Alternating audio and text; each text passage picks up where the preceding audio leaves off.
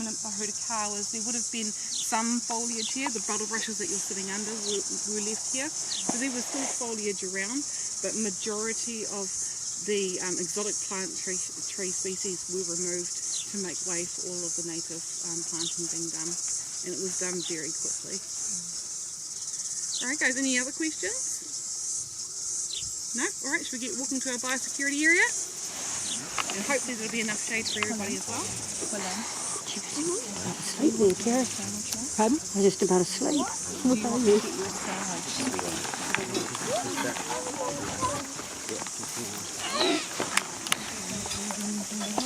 Yes, again, see, we won't include all of this, but we will come from the... Yeah, but there's a whole lot of things, like even with that, how would you go about in reseeding an island? So it's all these types of links that you can, like that was the problem that they had. What about, you were gifted, your school has been gifted an island, it's gifted a stream. How would you go about figuring out what you need to build it up? I think that's what we've got actually, that's what we've done. Yeah, so I mean it's these type of things that are Slight tweak, slight way to do it, Yeah, and it's sort of thinking these little bits of history that's coming out, you think, okay, how do you make this part of your journey and your educational way of thinking and to become good citizens and I remember a conversation I had with someone at the Botanic Gardens, the education person there. Yes. The major aim is to get people in the outdoors and just enjoy it, and so just getting kids into these environments can make a great difference. Yes, because we will have done a bit of work. That's what we do in episode. So I think it's episode 1 actually. We start off with just what you were saying. And then we build on it. And then you're going out and you're identifying 10 different trees, I don't know. Yes, we are doing that, exactly. 10, exactly. And birds. And then predators. Predators, though, being pests as well as weeds. Yeah. That's the Rotorua Island project. Yep. And you're thinking, well, why is that important? What's important about these types of trees? Should they all be the same type? Should they be different? What is the importance of Manuka or Kānaka? Why would you want them on an island? Do you want them? Are they a pest tree? Yep. Yeah, no, we're doing all that. That's it. So you are getting the stuff coming through and the biodiversity and thinking about it. And I mean, even endemic, getting some of the vocab in there. Well, Jo just wanted to put it all native. She didn't want to differ. What do you think about that? No. I had the difference between endemic and native, and they said, oh, too much. Some of them are 14. I think that too. I think it's bloody good to know, actually. It can come up. As a science... Where's the rest? Coming. Fly a flag over here. As a teacher, you're seeding vocab all the time, so I think seeding it is worthwhile. And they start to use it if they can understand it. I'm going to show you. How would you... So we did simply, didn't we, the difference between endemic and native. Because endemic originates here, like Tākahe, Kiwi. You can't get those going anywhere else in the world. Well... Or what's the simple way? I'll think about it. Get back to me on it. I mean, my mother... Yeah, 2 people behind me. Yeah, your mother? My mother calls Fantail Willy Wagtail. She's from Australia. Alright guys, so here we talk about biosecurity and just linking in again with that planting of the trees and the mammalian pests that we needed to deal with when we were here. So we've been really blessed on this island to only have to deal with 2 mammalian pests to eradicate.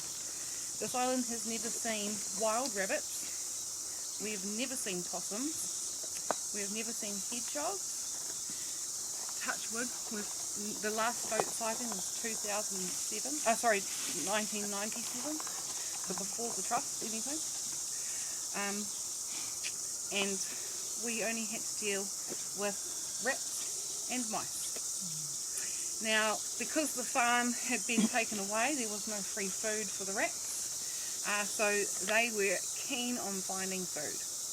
And their food source were those juvenile sapling trees, and absolutely delicious food for them, nice and pliable, soft, juicy, sweet. So they were destroying what we were planting. So we knew we needed to eradicate fast. So our island ecologists drew up a eradication program. We got about 50 of these kinds of boxes, not the one that I'll show you today, but very similar to this. And inside them they had a bait, and they put them all around the island. Within 3 months, we eradicated rats from this island. The next problem we had with the mice. They had no contenders to keep them at bay. So when we were doing things like fixing up the houses, remodelling the houses, you would pull off the jib board to put new stuff on, open up the kitchen cupboards, and it was like the Pied Piper. They would fall out at you. It was a plague proportion. Now the only way to deal with mice on a plague proportion like that is by doing a bait drop. We did not use 1080. We use Brolificum. It is a national standard for mice eradication. There were no native ground foraging birds here on the island. The only birds that were here were the weka, but they had been taken off and they were housed at Auckland Zoo. If you're lucky enough today to spot a weka, have a look at its feet. If it's got a bracelet or a little band on it, that's an original weka. That was one that was sent to Auckland Zoo. That was 11, 12, 13 years ago. So he's pretty old. So look out for him and see if you can find one. So there was nothing here apart from the odd bird that flew here, and of course the shorebirds.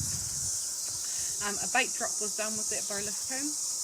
And within 3 months we brought a team back to the island who grid searched every square inch of this island, including our coastal lands, to make sure there was no bait left behind. And it had completely been eaten or absorbed into the ground, gone. It is the only project to date in New Zealand that has eradicated rats and mice within 6 months. So it was a huge feat on this island to eradicate both species. We then of course set about bringing a dog team to the island to make sure that there was no pest species here and that there was no bait that had been dug under by the movement of the mulch around the island. It was clear, so then we set out with these 3 trap lines.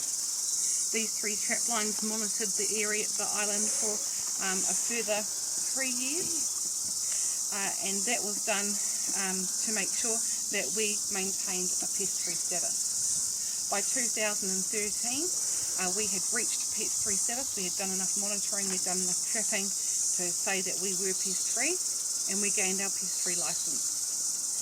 We then started to receive our translocation of endangered species. So the first ones were, of course, our pakehi. They've been coming here since 2013. We are part of the Kiwis for Kiwi translocation program. And then, of course, we have brought Popokatea, our whitehead, our taiki, our North Island saddlebacks, and moko and shortshanks to the island as well. So we maintain this trapping system today to keep all of those species safe, and I'll go through them with you just so you guys can learn a little bit more about them, and hopefully you'll be able to start applying them in your own backyard. So you still get the odd one? Or? Yes, yeah. We will always have incursions here because of where we are. Oh, they swim over. Rats can swim 3 kilometres and stoats can swim 5. Excuse me guys, I'll just turn this off.